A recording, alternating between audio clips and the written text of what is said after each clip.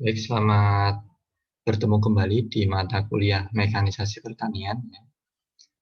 Untuk kesempatan pada kali ini ya, kita akan membahas tentang teknologi pengolahan non-thermal. Jadi untuk pengolahan non-thermal ini merupakan pengolahan yang tidak melibatkan peningkatan suhu ya. Jadi suhunya tidak mengalami peningkatan atau meskipun mengalami peningkatan namun tidak signifikan.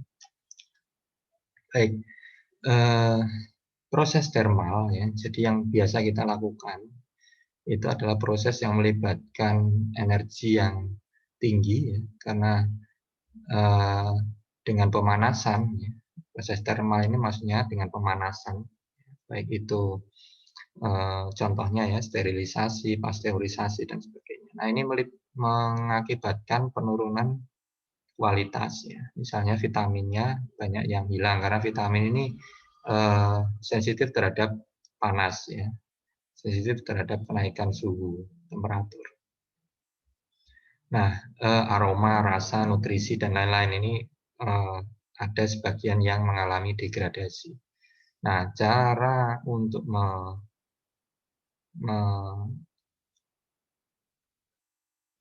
mempertahankan kualitas itu diantaranya dengan proses non thermal atau tanpa pemanasan ya. Jadi suhunya adalah suhu pengolahan yang di bawah dari suhu proses thermal atau proses pemanasan. Beberapa ya teknologi non thermal diantaranya ya ada yang pulse electric field ya, jadi menggunakan medan listrik ya. Kemudian ada yang menggunakan high pressure ya, ada yang menggunakan iradiasi ya. Nah, ini banyak ya jenisnya. Nah, ada yang menggunakan ohmic ya, ohmic heating. Nah, kalau ohmic heating ini termasuk pemanasan juga, cuma pemanasannya menggunakan eh, hukum Ohm ya. Jadi kalau hambatannya naik maka akan terjadi peningkatan suhu. Kemudian ada microwave, ini juga proses yang thermal. Jadi yang kita bicarakan di sini adalah yang thermal. Jadi yang thermal melibatkan pemanasan. Jadi yang melibatkan pemanasan selain dipanaskan di atas api ya juga kadang-kadang menggunakan ohmic heating ya. Ohmic heating itu tadi ya temperaturnya naik karena ada resistansi yang tinggi. Jadi kalau resistansinya tinggi maka hukum Ohm ya, jadi temperaturnya akan naik. Kemudian microwave ini juga temperaturnya juga naik. Nah itu, ini yang advance ya, teknologi yang relatif maju ya untuk pemanasan. Nah, keuntungan dari pengawetan teknologi pengawetan yang baru-baru ini ya, itu diantaranya mempertahankan kualitas, diantaranya lebih fresh ya, lebih segar ya, baik itu rasa dan teksturnya. Kemudian pasteurisasi dengan minimal bahan kimia ya, dengan kandungan minimal bahan kimia dan perubahan fisik yang minimal juga. Jadi tidak terlalu banyak perubahan fisiknya. Ini berkaitan dengan apa yang non thermal. Jadi pemanasannya tidak terlalu tinggi ya, tidak terlalu tinggi. Misalnya pasteurisasi ini tidak terlalu tinggi seperti sterilisasi. Kemudian kandungan nutrisi ya itu bisa dipertahankan atau bahkan bisa ditambah ya, dengan penambahan bahan-bahan tertentu. Jadi pengolahan itu bisa memungkinkan nutrisinya ditambah, misalnya dengan cara menambahkan misalnya ya bahan makanan butuh vitamin C, dia ditambahkan bahan makanan yang mengandung vitamin C sehingga meningkatkan kandungan nutrisinya. Kemudian daya simpan yang lebih lama. Ya. Kemudian Nutraceuticals itu adalah produk makanan yang mengandung nutrisi dan juga mempengaruhi dan juga mengandung komponen obat atau natural additives ya, atau bahan yang bersifat ilmiah alami ya. Kemudian integrasi dari proses pengolahan makanan yang klasik ya, dan juga proses yang advance tadi ya, yang advance yang lebih baru tadi ya, itu bisa diintegrasikan atau dikombinasikan gitu ya. Nah, yang pertama ini hydrostatic pressure, high hydrostatic pressure. Ini bisa diaplikasikan untuk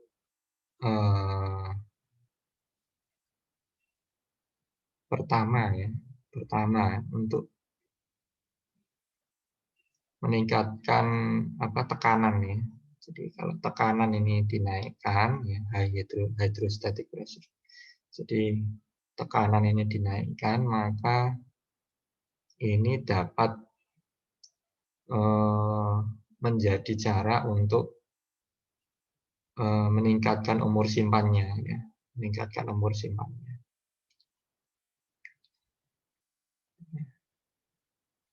Jadi bagaimana mekanismenya?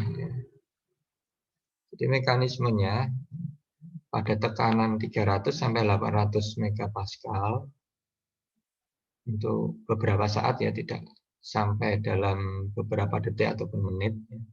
Ini bisa menginaktivasi atau menonaktifkan bakteri patogen maupun jamur tanpa diikuti perubahan yang tidak diinginkan akibat panas. Jadi tekanannya naik, ini mengakibatkan bakteri patogen ini, misalnya dinding selnya ini pecah ya, atau jamur ini ya, sel-selnya pecah tanpa diiringi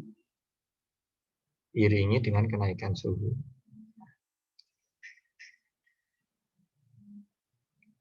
Nah, meskipun terjadi perubahan suhu, namun perubahan suhunya tidak terlalu besar. Untuk air murni misalnya tekanan 600 megapascal ini perubahan suhunya hanya 15 derajat Celcius. Nah, tekanan ini bisa ditransmisikan melalui fluida menggunakan hukum Pascal. Jadi tekanan yang sama dari segala arah ini akan menekan makanan.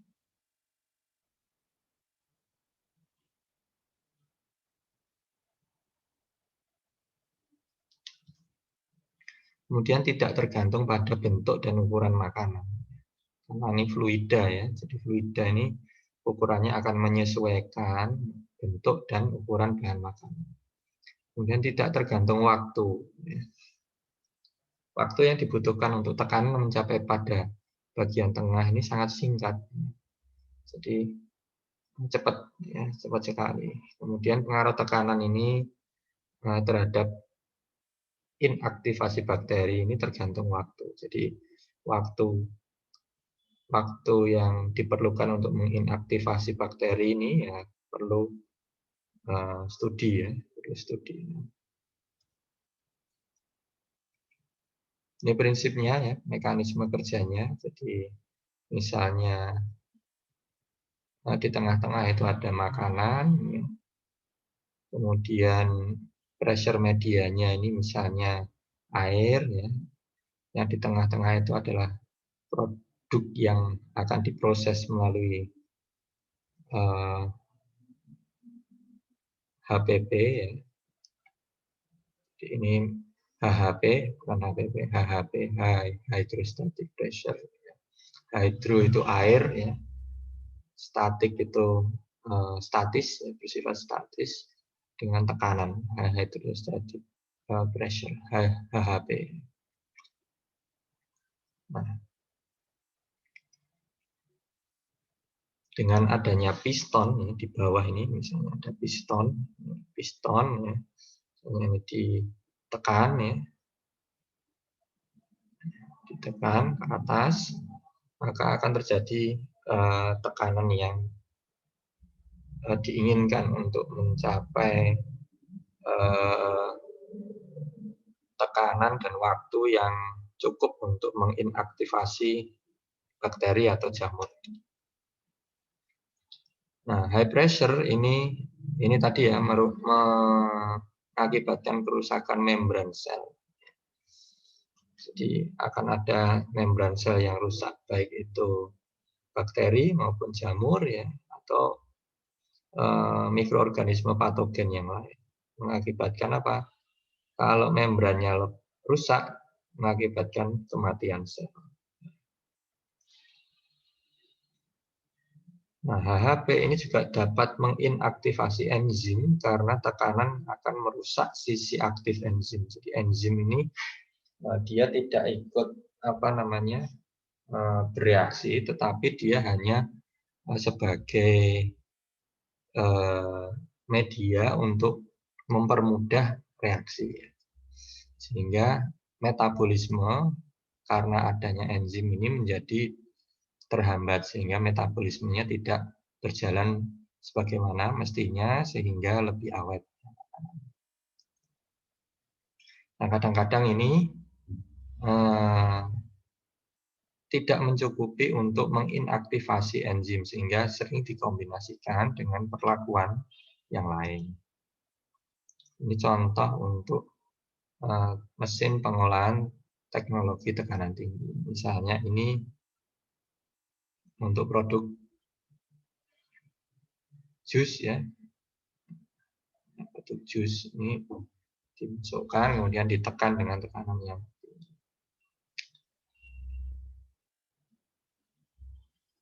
Ada yang menggunakan istilah HHP, high hydrostatic pressure, ada yang menggunakan istilah ultra high pressure. Ya. Jadi ini contoh aplikasi ya, contoh aplikasi dalam waktu ke waktu, mulai dari untuk pertama untuk membunuh bakteri, kemudian pengawetan susu, koagulasi telur, kemudian untuk pengolahan kuning telur. Kemudian yang tadi gambar tadi adalah produk dari alpukat ya. Ini adalah produk dari alpukat. Kemudian aplikasinya ini untuk menjaga kesegaran, misalnya James itu selai itu ya, dan jus buah dan sayuran ya.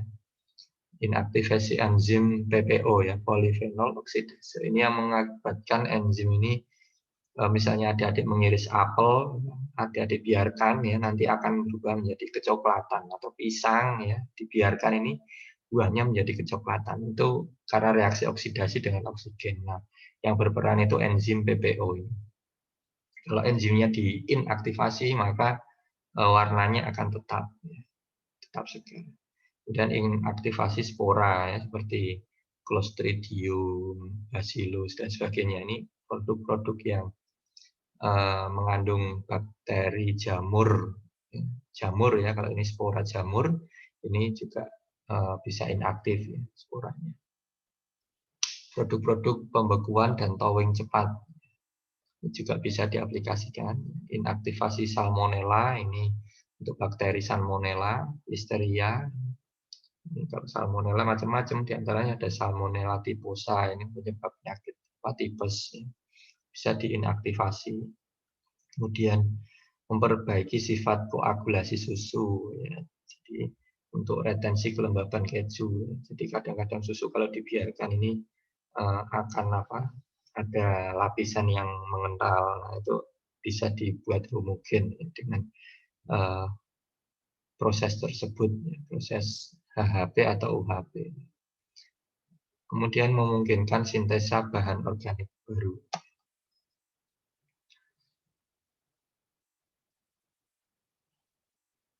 Kemudian ini untuk yang high pressure, hampir mirip ya caranya, dengan cara menekan. Kenaikan suhunya kalau air tadi derajat Celcius per 100 megapascal. Jadi jika tekanannya dinaikkan 100 megapascal, maka kenaikan suhunya antara 2,8 sampai 3 derajat Celcius. Ya, kalau 300 megapascal, ya, berarti misalnya 3 ya 3 kalikan 3, kemungkinan naiknya sampai 9 derajat Celcius. Kalau fluidanya air. Kalau fluidanya ada minyak atsiri, itu kenaikan suhunya lebih besar lagi. Minyak kacang tanah ini juga lebih besar lagi. Ya, tergantung fluida, jenis fluida yang digunakan untuk menekan. Ya. Ya, kalau bahannya itu di dalam minyak, ya berarti menggunakan minyak. Ya. Kalau bahannya seperti jus ini menggunakan air, ya berarti bahannya untuk menekan ini adalah air.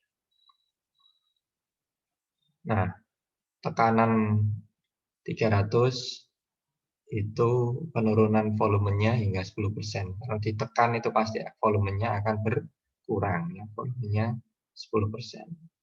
Kalau 600 ini berkurang hingga 15%. Nah, kalau jenis fluidanya heksana ini penurunan volumenya lebih banyak lagi. Ini hasil dari studi tadi ya, untuk mengetahui hubungan antara tekanan dan volume.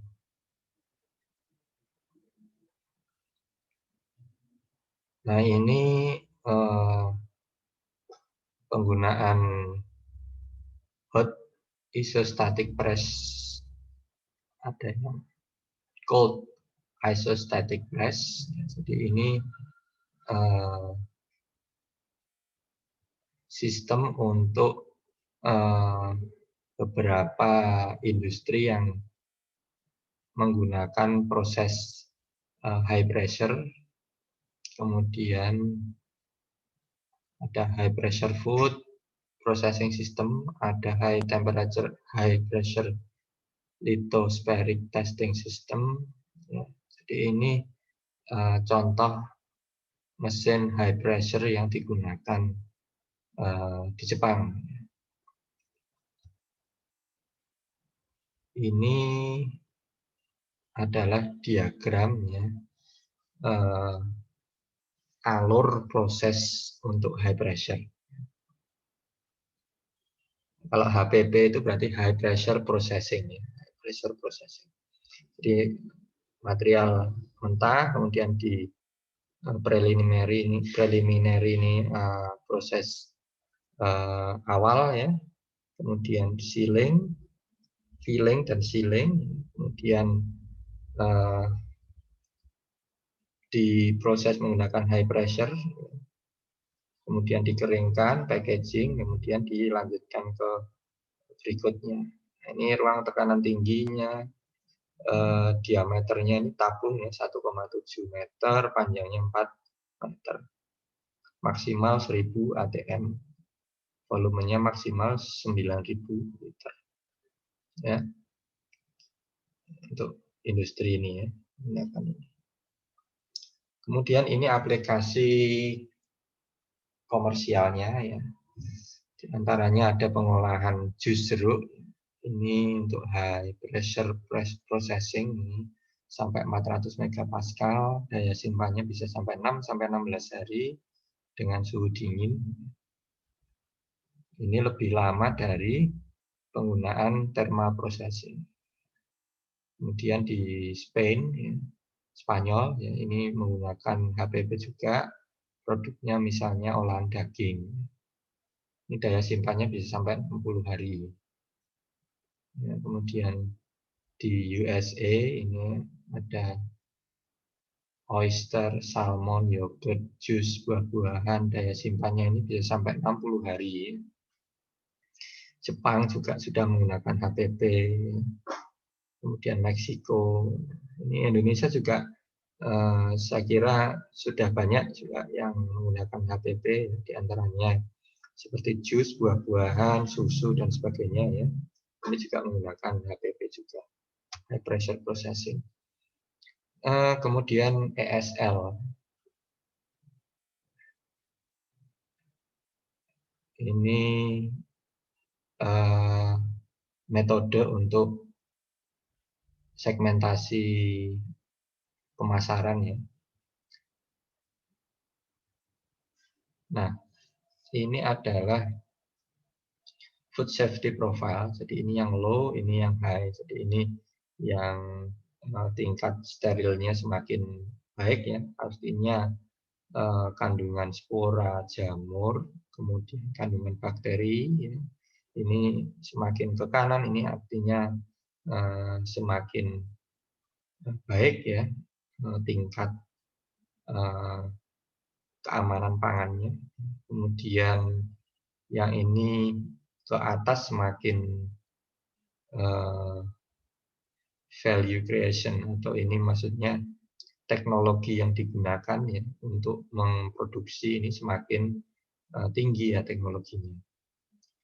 Di antaranya untuk mengurangi biaya operasi dan sebagainya ini. Nah, ini produk-produknya. Semakin pojok ke sini berarti semakin penting ya. Semakin penting untuk dilakukan peningkatan keamanan pangan. Semakin ke kanan ya. Ke kanan atas artinya ya fungsi dari teknologi diantaranya HHP maupun HPP, high pressure ya. Ini diantaranya bisa diaplikasikan ya, di berbagai produk yang tampil ini ya. Nah, ini untuk kerang ya. Untuk kerang ini kalau disedot secara tradisional, ini kalau menggunakan HPP ini masih baik. Ini jus ya. Jus warnanya juga berbeda dengan HPP, HHP ya. Kalau jus mungkin dengan air ya. Kalau air berarti hydrostatic pressure. High hydrostatic pressure ini kelihatan. Ini warnanya berbeda. Kemudian setelah high pressure ini teknologi berikutnya adalah pulse electric field. Ini dengan medan listrik ya. Medan listrik.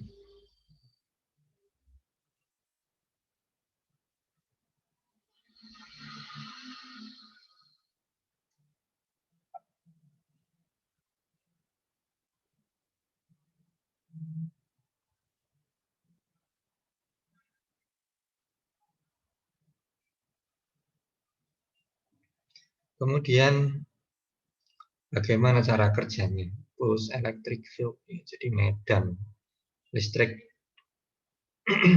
yang mempunyai pulsa tertentu atau frekuensi tertentu. Jadi cara kerjanya di sini adalah misalnya bahan yang akan di treatment, kemudian dipompa, ada flow meter ini untuk melihat ya, berapa debit bahan masuk, kemudian dinginkan, ya, kemudian masuk ke treatment chamber di sini. Jadi treatment chamber ini istilah awamnya adalah di strom menggunakan listrik ya, dengan medan listrik tertentu, ya, dengan frekuensi tertentu, ya, nanti akan mengakibatkan bahan ini terpengaruh dengan medan listrik frekuensi dan besaran medan listrik tertentu itu tadi ya, ada diukur menggunakan osilograf dan termometer untuk mengetahui kenaikan suhunya. Nah, setelah treatment nanti akan dimasukkan ke cooling bath lagi, ya, kemudian ini sudah di treatment menggunakan pulse electric field. Nah, kuat medan listrik ya, medan listrik, electric field itu adalah medan listrik ya. Itu besarnya satuannya kilovolt per centimeter. Jadi exposure atau aplikasi dari expose dari medan listrik terhadap sel ya, ini macam-macam.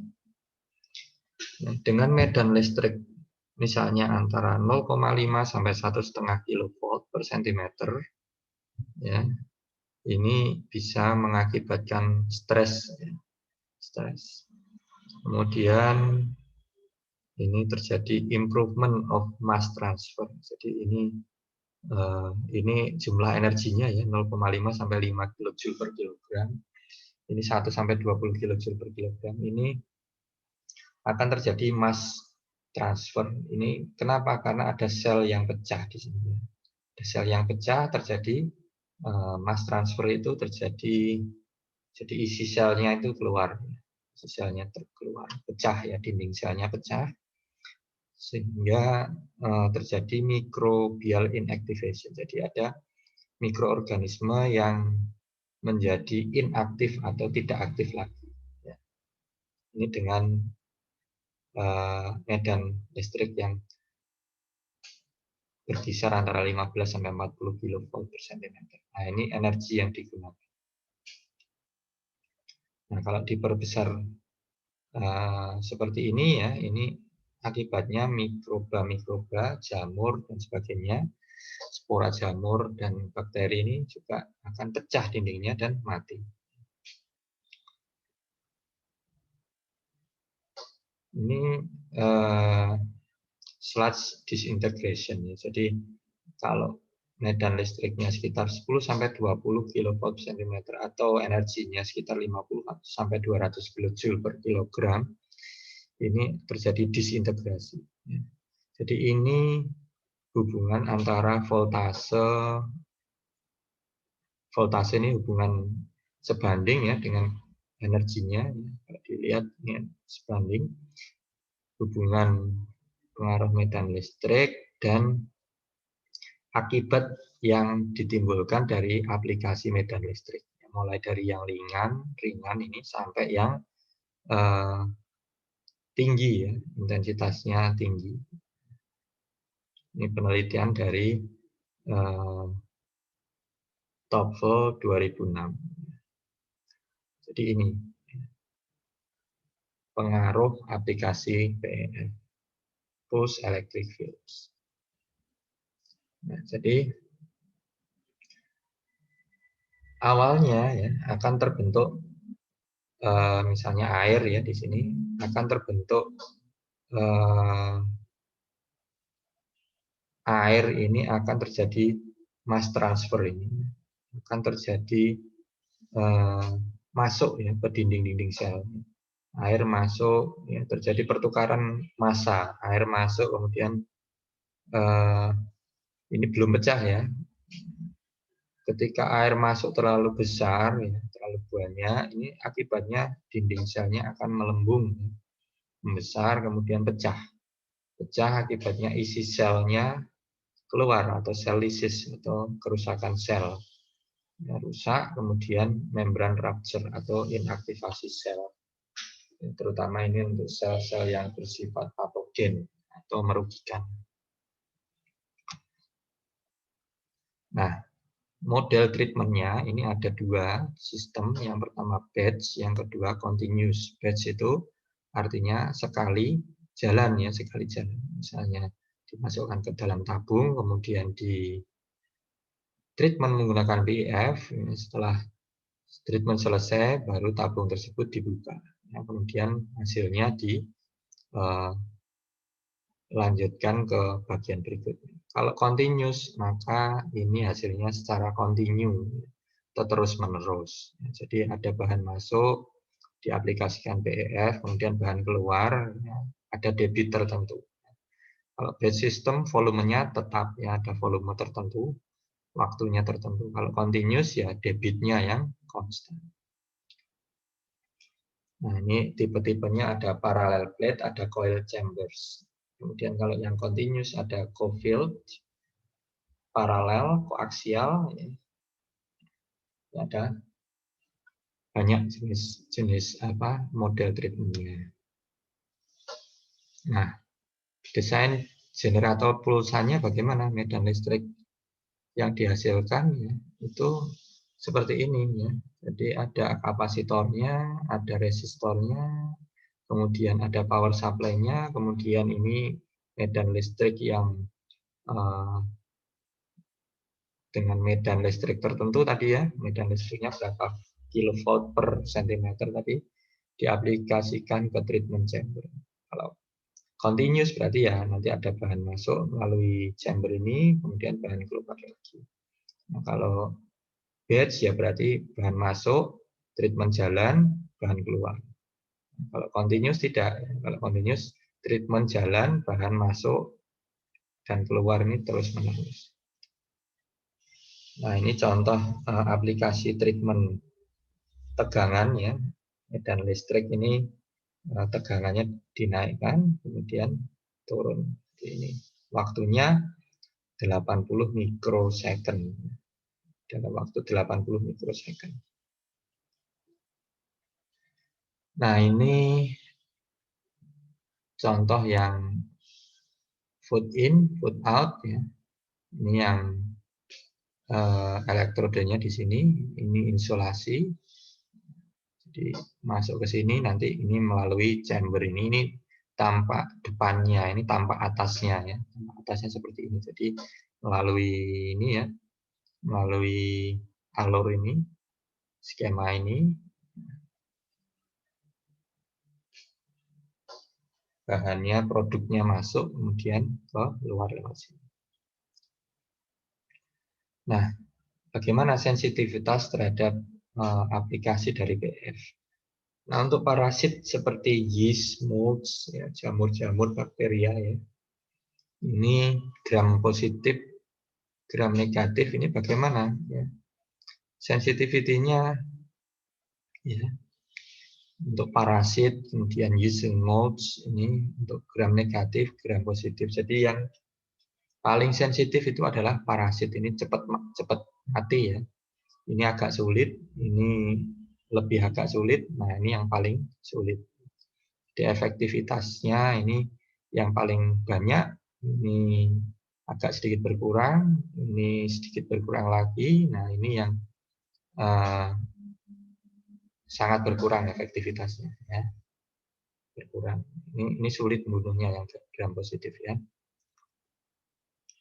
Yang resistan, ya, yang resisten ini berarti yang tahan terhadap PEF itu diantaranya ini yeast, kemudian bakteri gram positif, ya, kemudian parasit yang berjenis oocytes dan virus. Ini agak sedikit resistan terhadap PEF atau agak tahan. Kemudian efek terhadap lingkungan. Jadi untuk pH yang rendah ini akan menaikkan sensitivitas, terutama untuk jus buah. Dengan temperatur yang lebih dari 30 derajat ya, kenaikannya. Ini untuk bahan-bahan yang sensitif ini tidak sampai 30 derajat ya kenaikannya. Jadi relatif bisa dipertahankan tadi kualitas. Nah, kemudian ada high conductivity dan air bubbles interfere. Jadi ada pengaruh dari gelembung udara dan high conductivity. Jadi ada konduktivitas karena listrik ini ya pasti ada konduktivitas dari bahan. Ini yang mengakibatkan efek terhadap lingkungan ini yang perlu diperhatikan. Ini contoh aplikasi PEF food application untuk produk komersil mulai dari 2005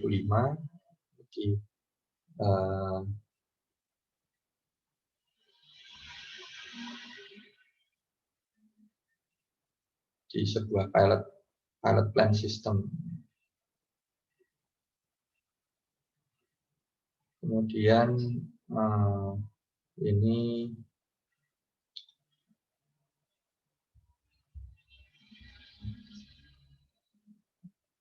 bisa dikombinasikan juga dengan pasteurisasi termal. Jadi penelitian-penelitian mahasiswa kita ini banyak juga yang mahasiswa TEP ya, FTP, ini banyak juga yang menggunakan PEF diaplikasikan dengan thermal pasteurisasi, sehingga ini akan lebih efektif dalam membunuh mikroorganisme patogen, baik itu untuk susu, jus buah, dan sebagainya. Kemudian yang berikutnya ya tadi ada high pressure, yang kedua tadi pulse electric field, yang ketiga ini ada ionizing radiation. Jadi ada yang namanya iradiasi. Iradiasi itu adalah ionizing radiation. Ionizing radiation ini beda dengan radiasi. Radiasi itu ada heat transfer pada media yang vakum. Kalau non-ionizing radiation, ini contohnya RF itu, radiofrekuensi, microwave, dan infrared, non-ionizing, yang tidak mengionisasi. Kalau yang mengionisasi itu diantaranya adalah X-ray, sinar X, sinar gamma, dan energi dari radioaktif, isotop radioaktif. Ini yang mengionisasi. Jadi iradiasi itu artinya yang mengionisasi. Jadi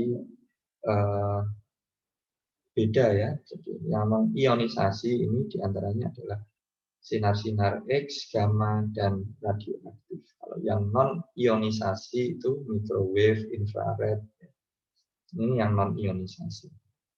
Kalau yang radiasi saja berarti ada heat transfer pada vakum, pada keadaan vakum. Oke. Nah, food irradiation ini melibatkan exposing foods to large doses of ionizing radiation. Jadi radiasi yang melibatkan proses ionisasi, ionizing, ini digunakan untuk membunuh bakteri, jamur, spora, serangga, dan mikroorganisme yang bersifat patogen. Fungsinya untuk menghambat pertumbuhan dan juga kematangan juga bisa. Nah, biasanya ya food irradiation ini menggunakan 3 jenis radiasi ion. Yang pertama ini sinar X, sinar gamma, dan electron beams.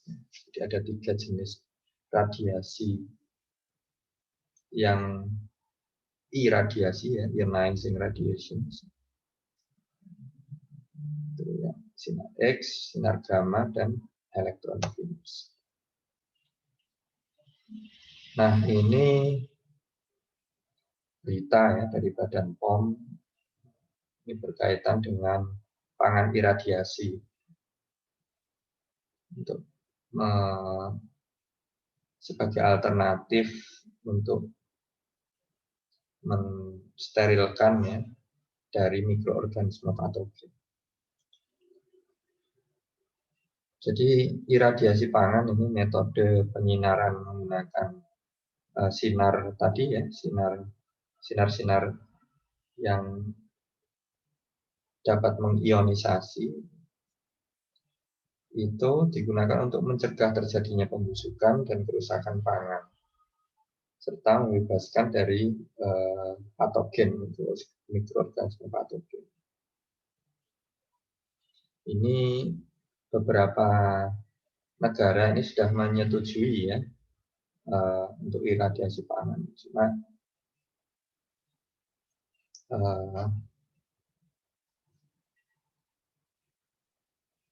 yang banyak menerapkan ini ya negara-negara di USA, Jepang, dan negara Eropa banyak menggunakan iradiasi. Nah, bagaimana mekanismenya? Mekanismenya untuk deaktivasi itu adalah dengan cara seperti ini ya. Jadi energi radiasi ini nanti diserap oleh molekul di dalam makanan, kemudian menstimulasi elektron. Nah, nanti beberapa orbit akan keluar, jadi bermuatan, jadi molekulnya akan terbelah. Nah, nanti ya akan mengakibatkan deaktivasi bakteri ya dari pemecahan molekul air dari H2O itu menjadi ion H+ dan hidroksil atau ogamin ya, dan oksigen. Nah, jadi mikroorganisme tanpa menggunakan air itu AW-nya akan turun sehingga tidak bisa berkembang biak. Menurunkan AW ini bisa dengan cara dulu yang awal-awal pengeringan, pendinginan dan sebagainya, dan juga bisa menggunakan iradiasi. Jadi airnya akan dipecah. Kalau dipecah tidak dapat dimanfaatkan oleh bakteri sehingga bakterinya tidak dapat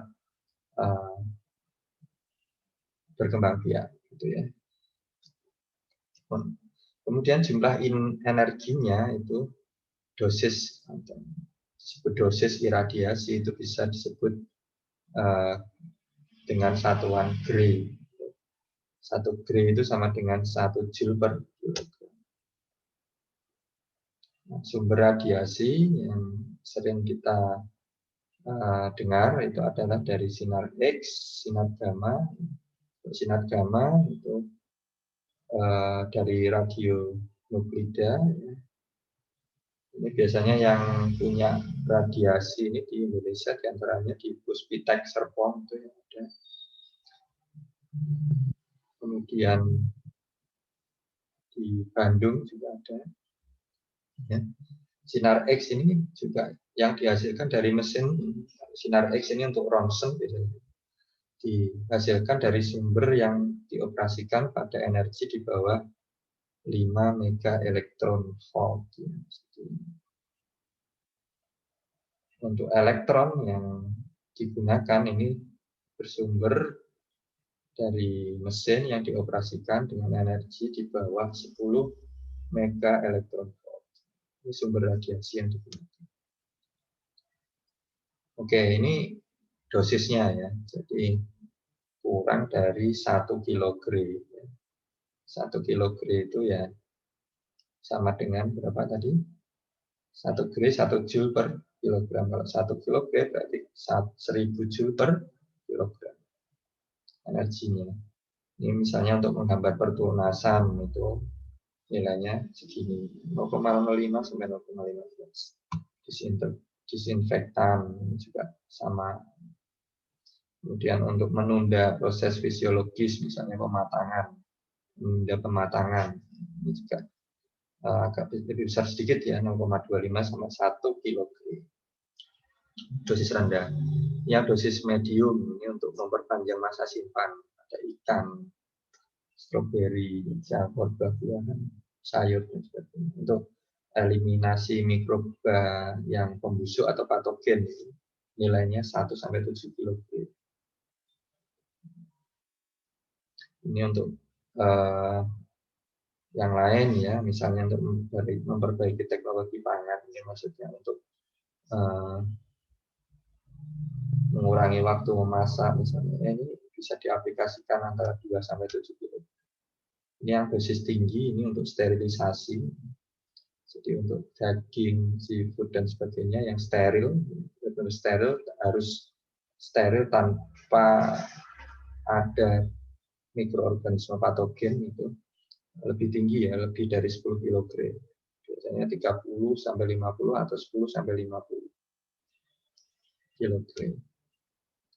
Keuntungannya mikroorganisme patogen ini mati memperpanjang umur simpan, mencegah serangan serangga, menghambat pertunasan, ya, ekonomis, dalam jumlah besar bisa, dan tidak merubah kesegaran produk. Ya ini, jadi ini ya, mencegah pertunasan. Jadi kalau punya kentang ini didinginkan lama nanti akan tumbuh. Supaya jangan tumbuh dulu, jadi treatment dengan iradiasi tadi. Kemudian insek, ini serangga, misalnya sereal ini biasanya rawan terhadap kutu dan sebagainya. Kemudian ini daging dan ikan, kemudian rempah-rempah, ya, kemudian buah-buahan dan sayur. Ini contoh untuk asparagus. Ya. Ya, ini yang kontrol, yang kiri, yang kanan ini diiradiasi sebesar 400 gray. Tomat ini 1 kilo gray. Nah, bagaimana keamanannya? Nah, ini yang kadang-kadang ya, konsumen ragu terhadap keamanan dari food irradiation. Iradiasi ini tidak menyebabkan pangan menjadi radioaktif ya, dan tidak menjadi toksik. Ini jadi dari hasil penelitian ini seperti ini.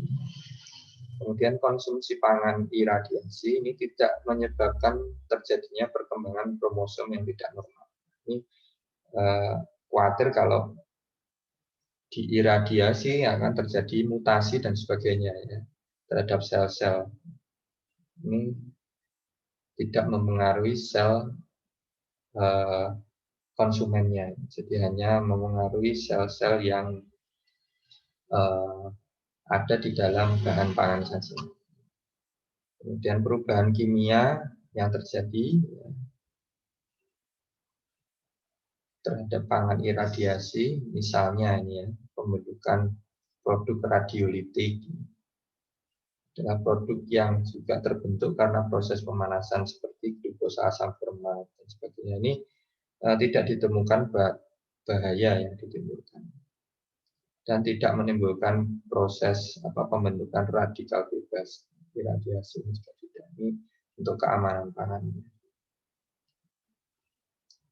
Kemudian yang berikutnya ozone processing. Jadi ozon kita tahu ozon ini O3 ya. Ini juga bisa digunakan untuk processing terhadap bahan makanan. Di antaranya misalnya daging. Ozon dengan pencucian selama 8 ppm 1 menit ini awet ya. Lebih awet ya, dagingnya lebih awet. Ini hanya dicuci dengan air, ini dicuci dengan ozon selama 1 menit, konsentrasinya 8 ppm. Setelah dimasak, ya ini sensory evaluation, no significant difference. No significant difference juga untuk appearance, baik color and texture. Ya, jadi teksturnya tidak signifikan berubah ya, berubahnya enggak begitu signifikan. Dan mereduksi 97% dari bakteri coli. Listeria coli ini penyebab penyakit ya, patogen. Ini pada stroberi ya. Ini yang kontrol, ini yang di ozon. Memang kalau sudah treatment ini tampak lebih cerah biasanya. Ozon ini mengakibatkan produk menjadi agak lebih cerah warnanya. Ini pada lettuce, ini kontrol, ini yang ozone treated dan menggunakan modified atmosphere packaging. Jadi atmosfer yang termodifikasi, menggunakan atmosfer yang termodifikasi.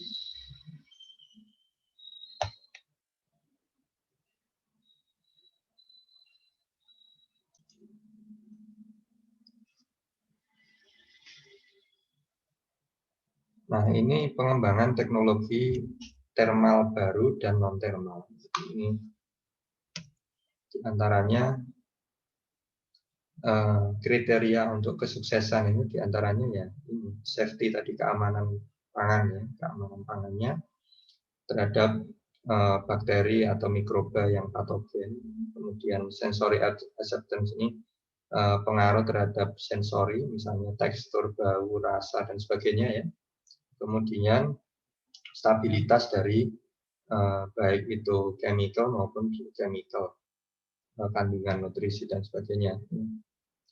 Jadi ini untuk sterilisasi ya, yang proses pada saat ini biasanya untuk produk susu, telur ini menggunakan thermal UHT, ini bisa diaplikasikan menggunakan high pressure dan BEF ya. Dan juga omic ini juga bisa. Kemudian fat ini vegetarian, starch ini karbohidrat ya. Ini biasanya menggunakan thermal, juga bisa menggunakan kombinasi baik itu omic, microwave, high pressure ya. Kemudian fruit, ya, ini buah-buahan juga bisa menggunakan HPP atau omic. Fruit juice ini HPP juga menggunakan pulse electric field, pulse light, UV. Meat ini bisa iradiasi, microwave, HPP dan sebagainya. Oke, baik, saya rasa itu. Terima kasih atas perhatiannya. Sampai bertemu di pertemuan berikutnya. Selamat pagi, selamat siang. Assalamualaikum warahmatullahi wabarakatuh.